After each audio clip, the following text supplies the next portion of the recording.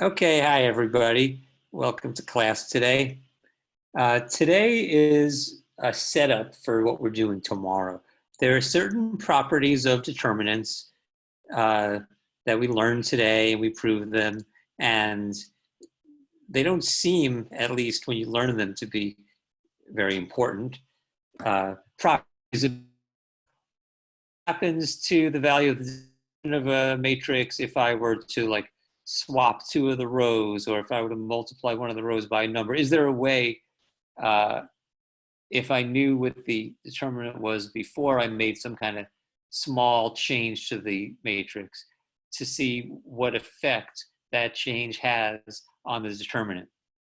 But tomorrow, which is one of the sort of biggest days of this unit, we use these properties as a way to prove a very surprising and useful theorem that enables us to solve systems of equations. And that includes like 3x3 systems of equations more quickly than we were able to do before. So what I want you to notice here is that questions 1 through 5, question 1 is kind of like the base example. And then 2, 3, 4, and 5 are what happens if I change that basic one? How does the determinant get affected? So spend a few minutes. I'm going to pause the recording, and you'll spend a few minutes working on these, and we'll chat about them. So I'm pausing now. Okay, so hopefully you had time to think about what happens as you alter the 1, 2, 3, 4 matrix. So here are the numerical answers. Number 1 was -2, 2 was -8, 3 was -4, 4 was 2, and 5 was -2.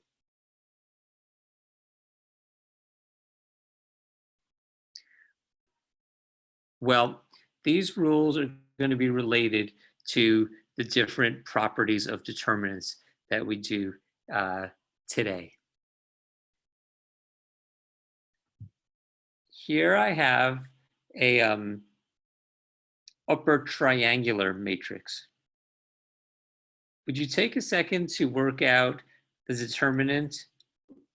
Now this is a 3x3, and the 3x3 is going to be pretty annoying. But when it's a upper triangular, something happens. Would you take a minute to think about what is the determinant of this 3x3 matrix? And what do you think in general, the determinant of, let's go like this, A, B, C, 0, D, E, 0, 0, F. Okay. Would you take a few minutes to ponder this question? These two questions. The bottom one is going to be more of a general formula.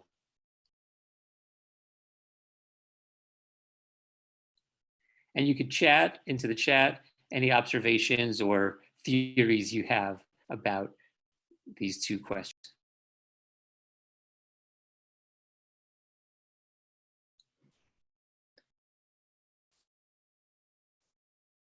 Okay.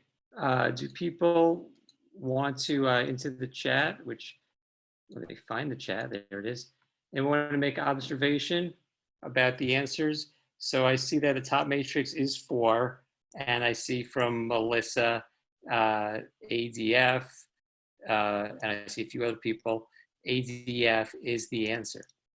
So yes, if you expand along the first column, you end up with A times the determinant of DE0F plus 0 plus 0. So those don't matter in a sense. But this one ends up becoming DF minus 0, or ADF. So what's kind of strange about that is that it means that these three numbers, the A, the C, and the E, they don't affect the value of the determinant at all. And that's kind of, it's kind of surprising, because you think of the determinant as some kind of mixing around of the various numbers. So how could certain numbers not be important. Oh, someone's trying to get in and they are now in. Okay, now let's get to the properties. We already got this one. Okay, determinants rule number 1. What do you think the effect is of swapping the 2 rows? What do you think about that? If I take A, B, C, D, and it has 9 as its determinant, and I'm not telling you what A, B, C, and D are, is it possible to figure out what the determinant of C, D, A, B should be? Take a minute about that. Think about that.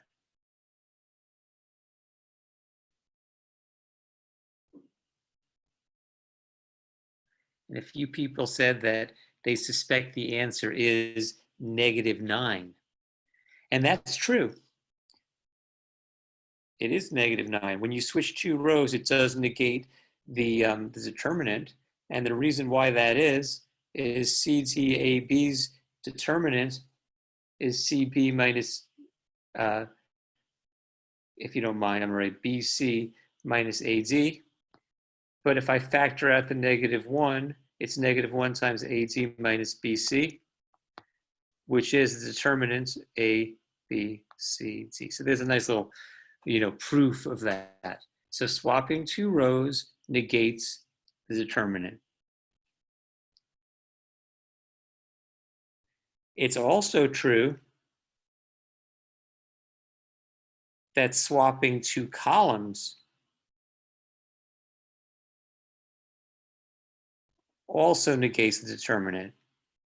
Now, we haven't talked about, like, are you allowed to swap, columns? That's not one of the 3, row rules that I'm allowed to do, row operations. But why don't you verify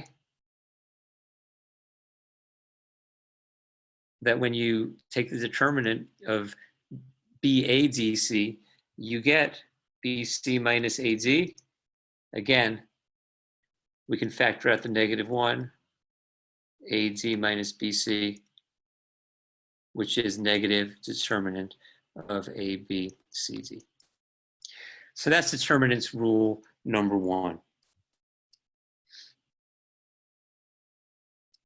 There's only 3 rules. Here's the proof that I just wrote up, and here it is again. Now here's an interesting question. Let's see if I can, I made a poll, but I don't think does it work? Here we go, property of determinants. Let's see if this works. Oh, I see. I can only make one question on the poll. Okay, what's the answer to this question? Oh, that's not good. That's not at all what the question was. Okay, everyone, I'm still working out the kinks of this. Let me see if I can try this a little simpler. Edit. Sorry about this. I thought I made all these questions, but I made them on one poll, and apparently you need to have different polls. So let me go like this, and see if this works. If I can make a poll on the fly.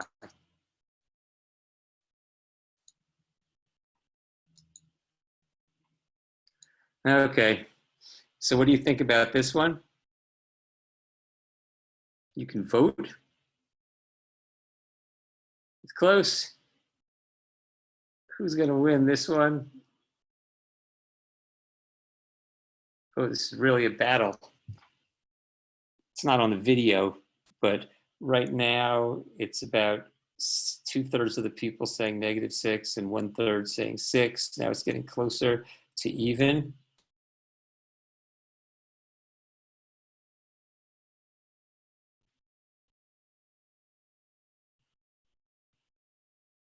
Okay, a few people. Well, there's 40 seconds left in the poll.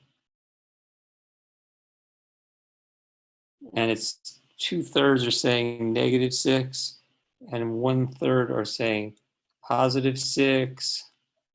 See what people are saying in the chat. Oh, good question.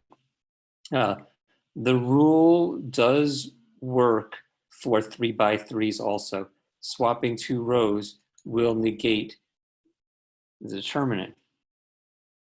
Okay, this poll looks like it's about to, okay, so it looks like 1/3 of the people said 6. Does someone who said 6 want to defend their answer choice?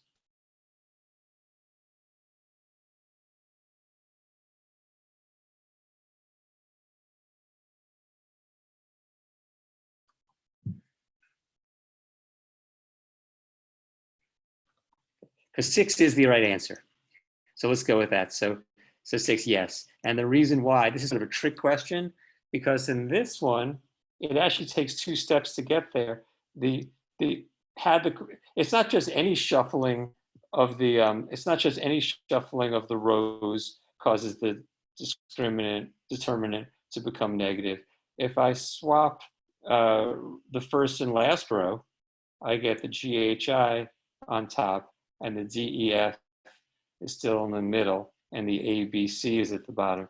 Well, that one would be -6, but that's not what this question says. This question is GHI ABC DEF, so I would need to do another swap to get to here, and only 1/3 of the people got that. It was a trick question though, regular 6, and on a test I sometimes ask that. And yes, someone asked, is it true for columns? Yes, it's true for columns also.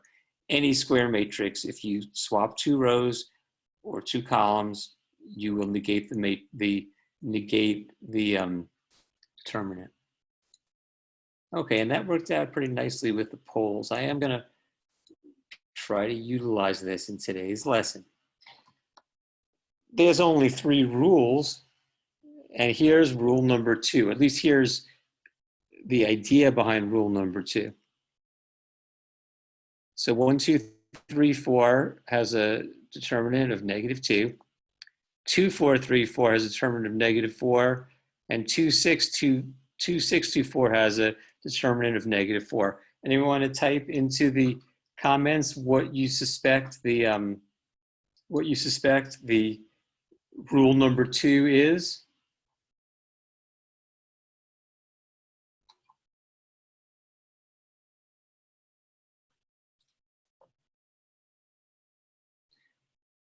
Good.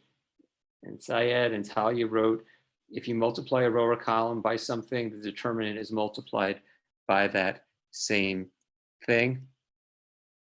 And that is true. If you multiply either a row or a column by the determinant, but if you multiply any row or column by a constant, the determinant gets multiplied by that constant also. This is kind of a fun one to prove. I'll go like this, that KA, KB, CD is equal to K times AB. Okay, go ahead, take a minute. I'm actually gonna pause the recording.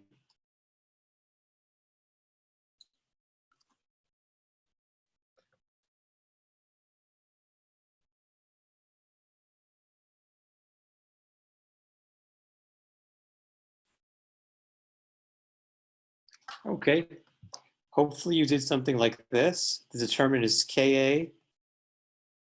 It's AD minus BC usually, so this time it's KAD minus KBC. But for that, you can factor out the K. And this thing, this AD minus BC, is the definition for the determinant of the 2x2 matrix.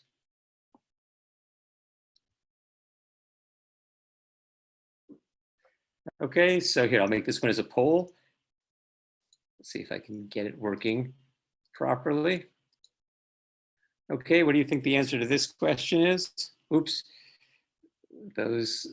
sorry. None of those are the right answer. Let me fix this. Sorry, everyone. I had all the questions, but it was in one big poll, And now I realize that you have to do separate poles. So let me try to fix this up.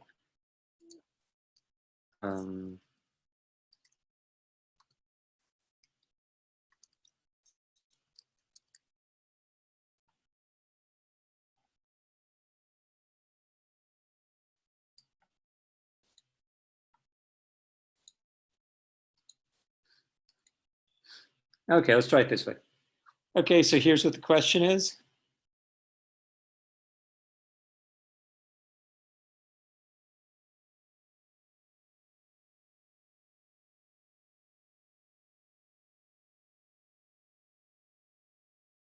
And yes, by a landslide, the answer is 27.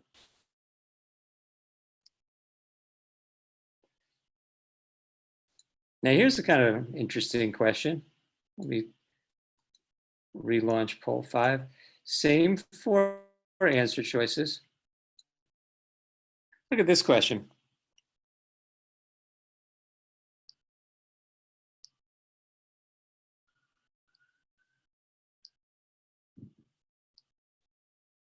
And now we have a fight going on where 2/3 of the people are saying 81 and 1/3 of the people are saying 27.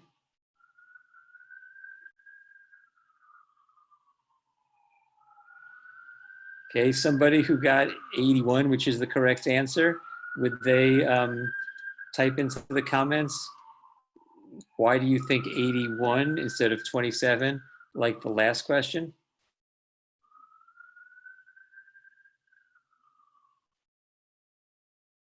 And that's right. That three has to get distributed. That 3 gets distributed.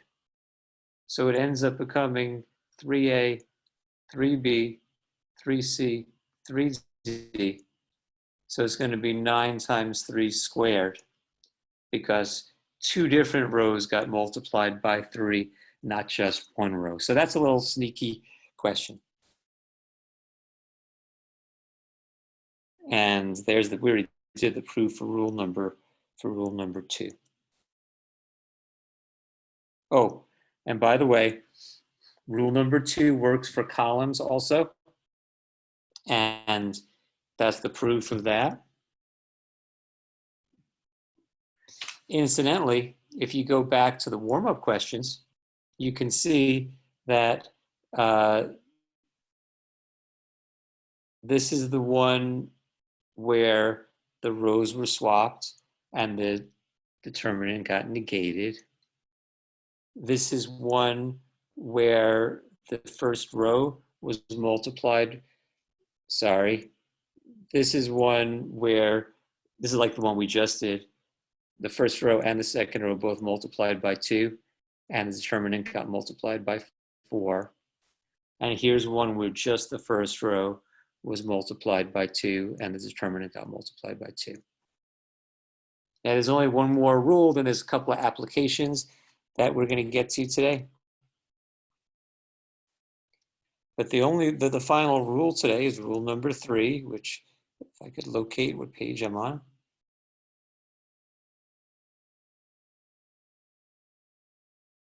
Okay, rule number 3. So what we have here with rule number 3 is I've performed row operation. You know the confusing row operation, the one where you multiply one row by something, you add it to another row, and then the results become that other row. So if I do 3R1 plus R2 into R2, I get 1, 2, 5, 8. Row 1 didn't change, only row 2 changed. And there's also, just while we're at it, if I could do column operations also. That's like operation you're allowed to do. And if I take 2 times column 1 and add its column 2 and leave column 1 unchanged, but change column 2, look what happens to what do you notice about the determinant of these 2 new matrices? What do they become?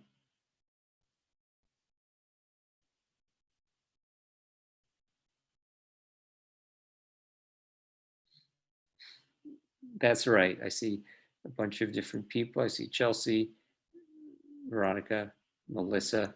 The determinant doesn't change. Still -2. That's going to come in handy. It's pretty surprising about that, but it won't change. So doing row operation, the most confusing row operation actually doesn't change the determinant at all.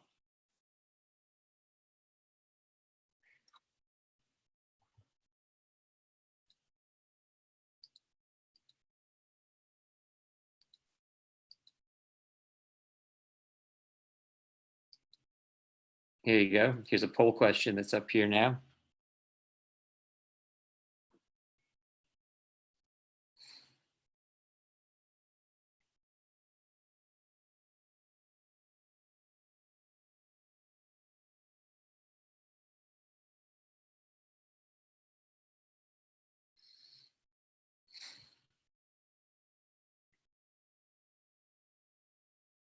And in a landslide, almost everybody said 9. Unchanged, because row operation, for some reason I'm not able to write, there we go, becomes 9 also. Now, rule number 3 is the simplest rule, but it's actually the trickiest one to prove. I mean, it has the same style of proof as the others, but you can see I have here, I took a matrix A, B, and I called the second row Ka plus C, Kb plus D. And then when I do the determinant, A times Kb plus D minus B times Ka plus C, those ABKs end up canceling out. So it's really like clever and surprising. I like these little proofs. There's something very satisfying about them. Because otherwise it's really hard to see why it works. This is one of those examples where generic proof with a lot of variables really cuts to the heart of why this happens. Well, those are the 3 rules. And as I mentioned in the beginning of the lesson, these 3 rules have a couple of corollaries that we get today. And then we get an application, which is not very impressive today. But then tomorrow is a big day where we get to do a very useful application of these. Okay, here's something that I could have mentioned the other day. If there ever is a row of all zeros, then the determinant has to be 0. What would be a little 1-sentence explanation for why that has to be true? If there's a row of zeros or a column of zeros, the determinant must be 0 also. You can type that in on the chat.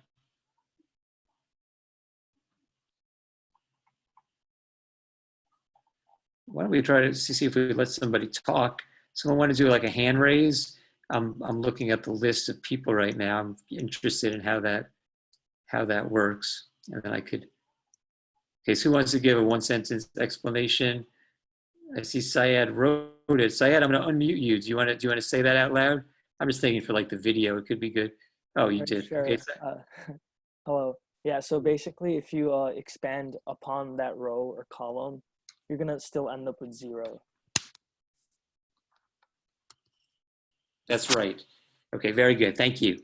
So let me mute again. Whoops.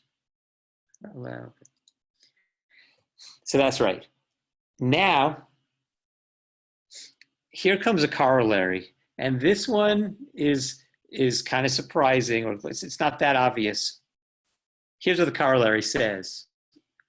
It says that if there are ever 2 rows that have the same numbers in them, or 2 columns that have the same numbers in them,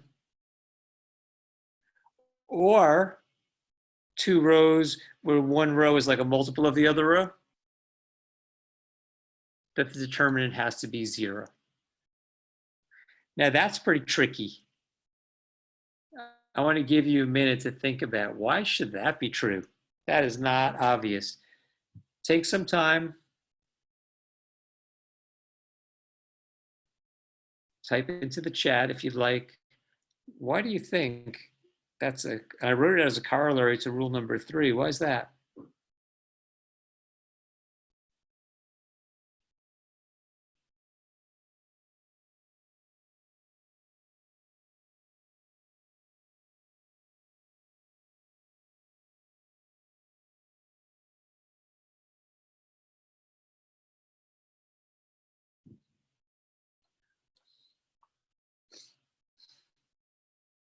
Okay, does anyone have some insights? Okay, so expanding, it's at, you probably could prove it through expanding, but there's going to be an even simpler way, not based on expanding.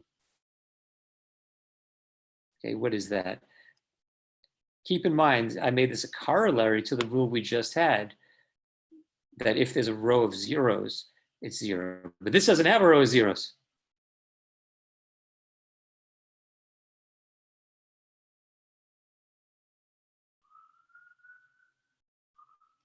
Well, it's a corollary to rule 3 and to that rule of 0, that row of zeros rule. If you expand on the third row, yeah, no, I'm looking at that. Yes, wait, you say 2? Jessica says 2R1 plus R2 goes to R2. What 2? Did you mean 2 there?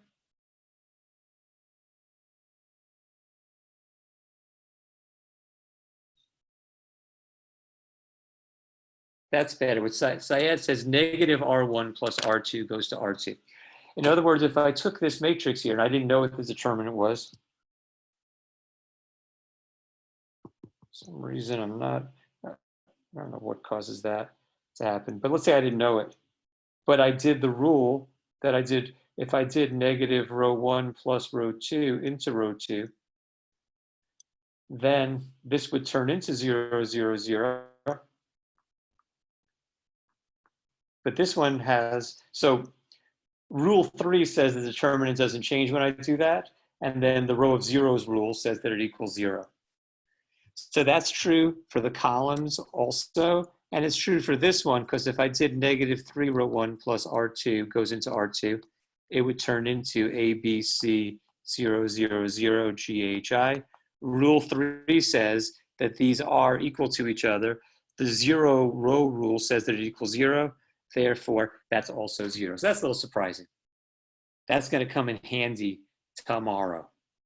Today's lesson is like, it feels like these weird rules that are kind of like mildly amusing when you see them and maybe surprising, but they don't really seem that important. But tomorrow's a big day, so try not to miss tomorrow. I'm going to finish up today's class with an application of these rules.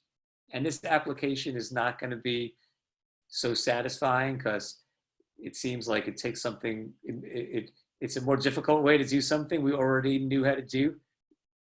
Sort of easy, but here it comes anyway. So here's a 3x3 determinant.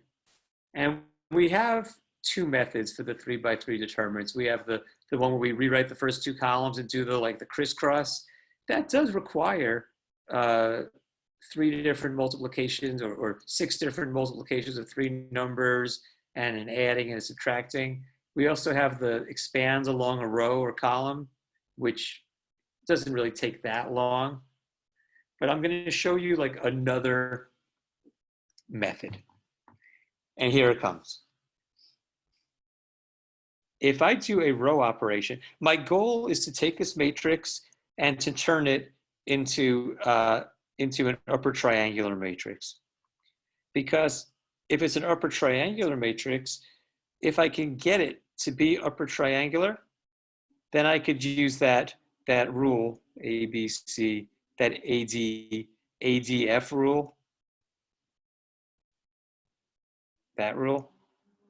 So if I could get it upper triangular, it's really easy to take the determinant. Well, this thing is not upper triangular. It's going to need some zeros. So here's what I'm going to do. I'm going to take 1/4 of row 1. So that makes this a 1. This is a 2. This is a 6. These don't change. Okay. But there's a problem. These things are not equal anymore. I changed row 1, so I changed the determinant. So what do I need to put here so that they will actually be equal?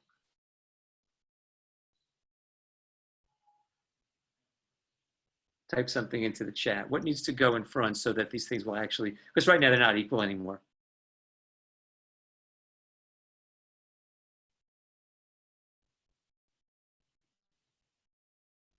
Yes, it is 4. Nobody wrote 1/4, but that's what some people are tempted to write sometimes. It's a 4 here, because when I multiplied by a 4th, the determinant got reduced by a factor of 4, so I need to put a 4 in to make it so it's still equal. Okay, now comes kind of fun part. I'm now going to take this, I'm going to do some row operations on this, namely, I'm going to get both of those to become zeros by doing 3R1 plus R2 and also negative 2R1 plus row 3. I'm going to do both of those. And I'm not going to have to do any adjustment because when you do rule 3, the determinant doesn't change. So doing both of these row operations, negative 3 plus, 3 times 1 is 3 plus negative 3 is 0. 3 times 2 is 6 plus negative 4 is 2. 3 times 6 is 18 plus negative 8 is 10. And for the second rule, negative 2 times 1 plus 2 is 0. Negative 2 times 2 is negative 4 plus 7 is 3. Negative 2 times 6 is negative 12 plus 31 is 19. And this is still a regular equal sign. No adjustment needs to be done out here to adjust for the fact that I changed the numbers around. If the numbers are changed according to the multiply one row by a constant and add it to another row, the determinant doesn't change. Okay, there's 2 more steps. The next thing I'm going to do is I'm going to make this equal to, and I'm going to do a row operation here.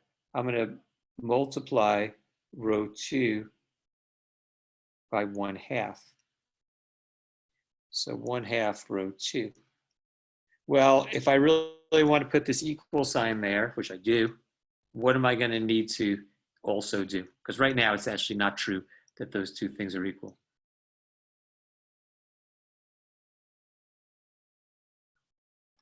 That's right. It's going to turn into 8 if we combine it with the 4, or just to put the 2 here. So this 1/2 changed the determinant. So I needed a 2 to compensate for that. And there's one more step.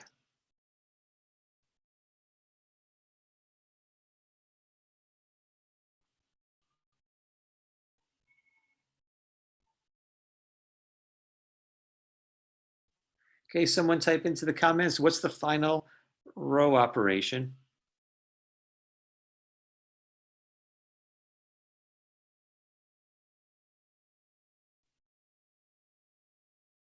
That changed this 3 into a 0. Yes, it's minus 3 R2 plus R3. So that does get this to be a 0. It also makes this a 4. And now we're ready to answer the question because we have a shortcut about upper triangular matrices. So type in, what is the answer, the final answer to this question, which is also the answer to the original What is it? Is our last question of today.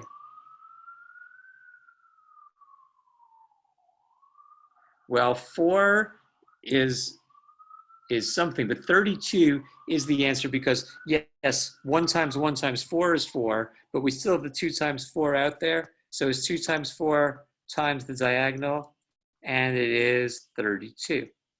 Now, 32 is also the determinant of the original matrix. Now, you might say that this might be slower than a couple of classes ago. We learned how to take the determinant of a 3 by 3. I don't know if this is slower or not. I never really timed doing it both ways. There are reasons in this type of math where having upper triangular matrices is really important. And as you take it in college, you learn how to what's called decompose matrix, like how it's like factoring matrices into the product of like these upper triangular matrices. So there's a purpose for them, but this is actually a nice question for like a test and on the homework. Okay, so that's going to do it for today's lesson. Big day tomorrow. We will have one of the most like clever theorems and proofs of the entire, not just semester, but the entire pre-calculus has. So you'd want to tune in for tomorrow. There's like a surprising, clever, almost like amusing proof of something. Is squaring? No, squaring rows. You mean like multiply square each element in the row? Yeah, no, that I don't think that's going to be a thing because it wouldn't be based on. See, when you multiply a row by a number, for instance, you can model that with some kind of matrix times a matrix. Like if I multiply the 3 by 3 matrix by the matrix, for instance, 3 0 0 0 1 0 0 0 1. If I multiply that matrix by A, B, C, D, E, F, G, H, I, when I do this row